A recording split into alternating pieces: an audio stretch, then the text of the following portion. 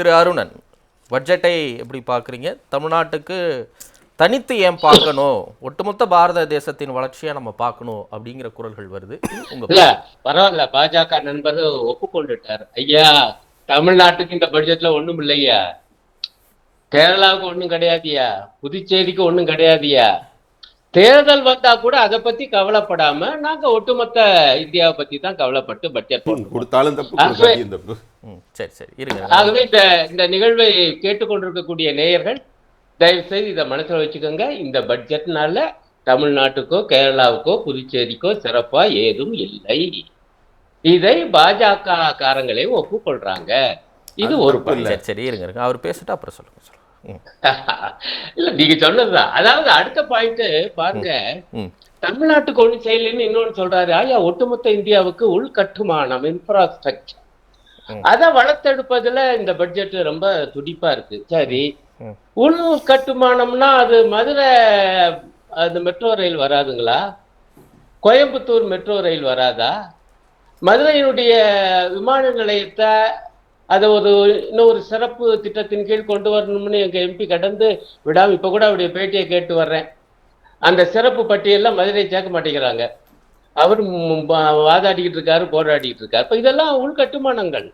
அதே போல சென்னையுடைய மெட்ரோ திட்டத்துடைய 2வது கட்டத்துக்கான நிதி, இதெல்லாம் உள்கட்டுமானம் கிடையாதா? இதெல்லாம் இந்தியாவுக்குள்ள வராதா?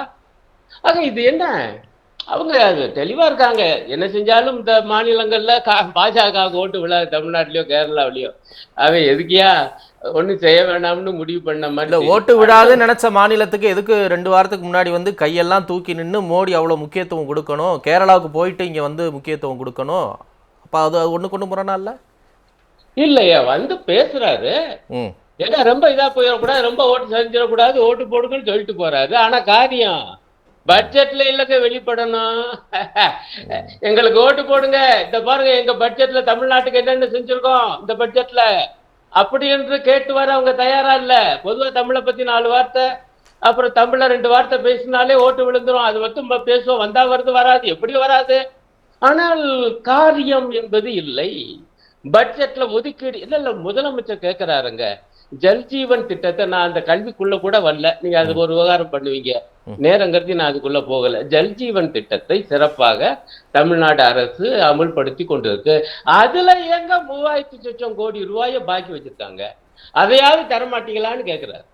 அடுத்த ஒரு பாயிண்ட் பாருங்க, இந்த 41% நிதியமைச்சர் தெளிவா சொல்லிட்டாங்க. 41% தாங்க வரி வருவாயில ஒன்றிய அரசுல இருந்து நாங்க அவ்வளவுதான் தருவோம். அது ஏற்கனவே பைனான்ஸ் கமிஷன் நிதி இது சொன்னது அவ்வளவுதான், அதுக்கு மேல நாங்க தர முடியாது. ஆனா எதிர்கட்சிகளும் பல வல்லுநர்களும் 50% கொடுக்கணுங்கிறாங்க. இப்ப நான் கேட்கிற ஒரு பாயிண்ட் பாருங்க, இந்த மாநிலங்களுக்கு பகிர்ந்து தருகிற இந்த 41% கூட்ட மாட்டோம், அது அப்படியேதான். ஆனால் இதுவரை அந்த கிராமப்புற வேலை உறுதி திட்டத்திற்கு ஒன்றிய அரசு தந்த 100% தந்ததை வெட்டி வெறும் 60% ஆக்குவோம். 40% மாநில அரசுகளுடைய தலையில சுமத்துவோம். ஆனா அதற்கான நிதி பகிர்வை கூட்ட மாட்டோம்.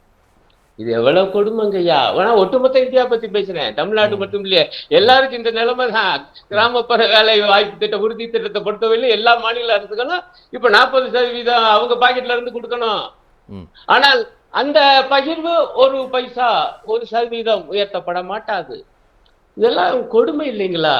ஏதோ அவங்களுக்கு தான் இந்திய பார்வை இருக்கிற மாதிரி நமக்கெல்லாம் இல்ல, நம்ம தமிழ்நாட்டை பத்தி மட்டும்தான் பேசுறோம் என்று. தமிழ்நாட்டுக்கு நீங்க ஒண்ணும் செய்ய மாட்டீங்க நீங்க, அதனால அதையும் கேட்க வேண்டியிருக்கு. ஒட்டுமொத்தமா இந்தியா பத்தி கூட நான் வர்றேன் ஒரு பாயிண்ட். இல்லைங்க, ஒட்டுமொத்தமா இந்தியாவுக்கு இப்ப MSMEக்கு 10,000 கோடி கொடுத்துருக்காங்க, ஜவுளி பூங்கா திட்டம் அனௌன்ஸ் பண்ணியிருக்கிறாங்க, இப்ப கனிமங்களை கண்டறியக்கூடிய திட்டம், இந்த மாதிரி ஒரு சில திட்டங்களை அனுபவிச்சிருக்கிறாங்க. ஒட்டுமொத்த இந்தியாவும் பலனடையும். நம்முடைய தமிழ்நாட்டில் இருக்கக்கூடிய சிறு குறு தொழில் நிறுவனங்களோ இல்ல மற்ற ஜவுளித்துறையோ நம்ம நாட்டிலே முன்னணியில இருக்கிறோம். அப்ப நம்ம பயனடையவே மாட்டோன்ற முடிவுக்கு எப்படி வர முடியும்? இல்ல நான் கூட அது மறந்துட்டேன், நல்ல வேலைக்கு சொன்னீங்க.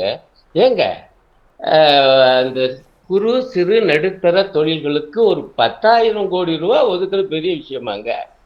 எத்தனை பல லட்சம்னா கிட்டத்தட்ட 50 லட்சம் கோடி ரூபாய் பட்ஜெட்டுங்க. 53 லட்சம் கோடி ரூபான்னு நினைக்கிறேன் செலவு வருமானம் எல்லாம் போடப்படுது. அதுல வெறும் 10,000 கோடி ஒதுக்குனா என்னங்க அர்த்தம்? இந்தியா முழுக்க எத்தனை ஆயிரம் எத்தனை லட்சம் குறு சிறு நடுத்தர தொழில், அதுதான் வேலை வாய்ப்பை உருவாக்குது. இந்த பெரிய தொழிற்சாலைகள் அல்ல.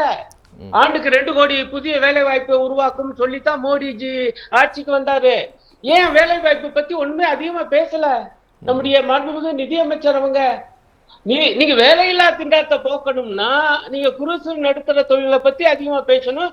வெறும் 10,000 கோடி ரூபாய் ஒதுக்குனா அது எந்த வகையில அவங்களுக்கு வாழ்வை தரும்? ஏற்கனவே அமெரிக்க அரசு பயங்கரமா வரியை விதிச்சு கடந்து கஷ்டப்பட்டு இருக்காங்க திருப்பூரும் கரூரும் ஈரோடும். எப்படி அது நம்முடைய பனியன் தொழில்கள் நம்முடைய ரெடிமேட் ஆடை தொழில்கள் பாதிக்கப்பட்டிருக்கு. இதுல வெறும் 10,000 கோடி ரூபாய் நீங்களே பெருசா சொல்றீங்களே நண்பரே, என்ன?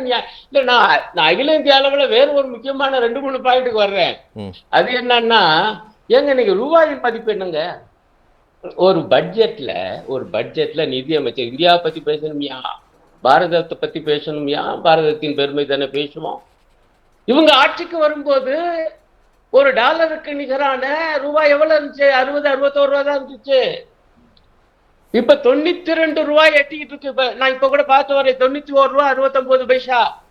கொஞ்சம் கூடி, அதுலயும் கூடிச்சு, கொஞ்சம் இப்ப குறைஞ்சிருக்கு. நான் கரெக்டா சொல்றேன், 91 ரூபாய் 69 பைசா.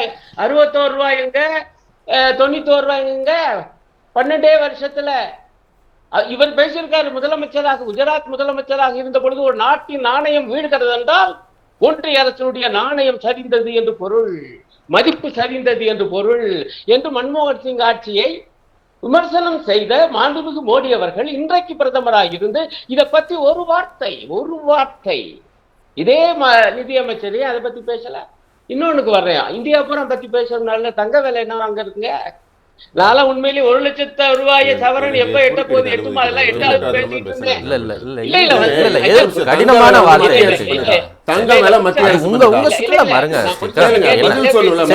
கடினமான வார்த்தை பயன்படுத்தலாமா சொல்லுங்க? அவர் ஒரு சீனியர் வேற, நீங்களும் பண்பட்டு பேசக்கூடியவர் தான். சரிங்க, இல்ல இதெல்லாம் பேச வேண்டாம் ஸ்ரீகாந்த். சரி, அப்ப உங்க கூட்டணி கட்சி யாராவது பேசுறா உங்ககிட்ட காசு வாங்கி பேசுறாங்களா? என்ன அர்த்தம்? இல்ல பட்ஜெட் கொடுக்காம ஒண்ணு இல்ல, காசு வாங்குறாங்க. சரி, ஒரு நிமிஷம் இருங்க, ஒரு நிமிஷம். சரி, ஒரு நிமிஷம் இல்லங்க. மெட்ரோனா ஒழுங்கா கணக்கு கொடுத்தா வருங்க. ஸ்ரீகாந்த், இப்ப கம்யூனிஸ்ட் கட்சி உங்களை பாராட்டியா பேச போறாங்க? விமர்சிச்சு தான் பேச போறாங்க. இல்ல, உங்களுக்கு ஒரு உண்மை இருக்கு, அவங்களுக்கு ஒரு உண்மை இருக்கு. இல்ல இருங்க, ஒரு நிமிஷம் இருங்க. இல்ல அத நீங்க மக்களுக்கே தெரியும். ரெண்டாவது ரவுண்ட்ல நீங்க முழுமையா பாருங்க. நான் நேரம் தரேன், அருணன் குறுக்கிட மாட்டார். அவ்வளவுதானே? மக்கள் இல்ல உடனே மக்கள் மாத்திர மாட்டாங்க. வெயிட் பண்ணுங்க. இல்ல நேர்களே கவனிக்க, அவர் பாயிண்ட் ஆஃப் வியூல பேசினாரு. நான் ஏதாவது குறுக்கிட்டேன்னா நான் என் பாயிண்ட் ஆஃப் வியூல பேசுறேன். சரி சரி, சொல்லுங்க அருணன், சொல்லுங்க. மரியாதை குறைவா எந்த வார்த்தையும் பயன்படுத்தல. சொல்லுங்க. பிரச்சனை இல்ல, சவரன் தங்கத்தின் விலை என்ன?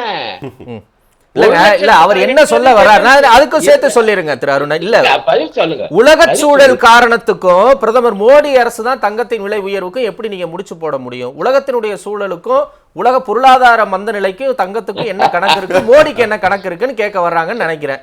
என்ன சொல்றீங்க? மோடி தாங்க விஸ்வகுருங்க. என்னங்க நீங்க பாட்டுக்கு தம்பி அசால்ட்டா மோடிஜியை பத்தி இவ்வளவு இதா நீங்க குறைச்சு மதிப்பிடக்கூடாதுங்க. அவர் என்ன சாதாரணமானவரா? உலகத்தினுடைய குரு. அவரை கண்டா உலக நாட்டுடைய தலைவர்கள் எல்லாம் பம்மார்கள், பதுமுக்கார்கள். அப்படி என்றால் இந்த தங்க விலை வரும்போது மட்டும் அது உலக நிலவரம், மோடிக்கு சம்மந்தம். இதே இவங்க எதிர்கட்சியா இருந்தாலும் வச்சுக்கோங்க. இல்ல இந்த மனச்சாட்சி உள்ள இந்த நேயர்களை பார்த்து கேட்கிற, இந்த நிகழ்ச்சியை கேட்கிற நேயர்களை பார்த்து, ஒரு இந்து பெண்ணுக்கு தாலிக்கு தங்கம் என்பது எவ்வளவு முக்கியம், இந்து பெண்கள் தெரியும். இல்ல 1,19,000 இன்னைக்கு நிக்குது. 1.5 லட்சம். அப்ப இத பத்தி எல்லாம் பேசல. இல்ல மூணாவது பாயிண்ட் இப்ப பாருங்க, ட்ரம்ப் அறிவிச்சிருக்காரு. நான் இந்திய பொருளாதாரத்தை பத்தி பேசுறேன். ஒட்டுமொத்த சொல்லிட்டாரு, இந்தியா ஒப்புக்கொண்டு விட்டது, ஈரான்ல இருந்து பெட்ரோல் வாங்காது, ரஷ்யாவில இருந்து பெட்ரோல் வாங்காது. எங்க மூலமா?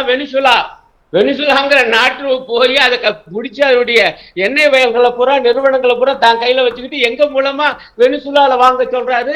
அந்த நாட்டுடைய சுயாதிபத்தியம் பறிப்போது ஒப்புக்கொள்றாரு. இப்ப ஒப்புக்கொண்டதை அவர் சொல்றாரு, இது வரைக்கும் மறுக்கல. இப்ப என்னன்னா, வெனிசுலா கிட்ட இருந்துதான் நம்ம பெட்ரோல் வாங்க போறோம்னா அவங்க சொல்ற விலைக்கு வாங்க போறோமா?